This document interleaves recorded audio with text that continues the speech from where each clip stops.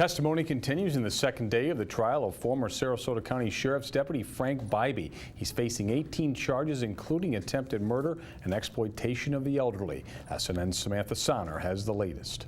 Defense continued cross-examination of the alleged victim, Marcia Soule. Defense attorney Ronald Croupiers tried to question her memory. Issues with memory loss? No. You sure? Other than other 80-year-olds, no. Soule says she remembers important details clearly. I don't care what color a pill was, but I do care that I was tried to be killed twice in the same night in two different fashions. Sarasota Sheriff Sergeant Jonathan Allen was one of the first on scene the morning of the alleged attempted murder. He described the scene as a mental health incident. Some of the aspects of the crime scene didn't quite add up, and I thought maybe the victim was trying to get Bybee in trouble.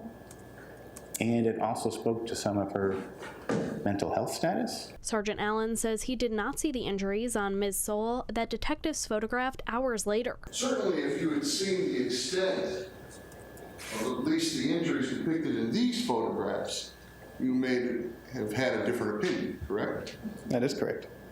Soule's neighbor Sheila Stiles saw more significant injuries about 3 hours after deputies left the scene. I noticed the bruising around her mouth, specifically the swelling, and that it had been bleeding. It wasn't bleeding at the time I saw her, and the blood on her nightgown.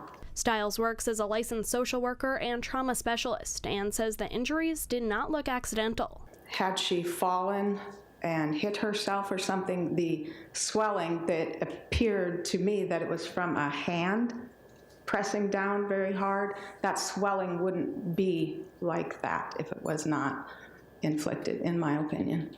Jurors also heard from forensic specialists and other deputies that had spoken to Soule.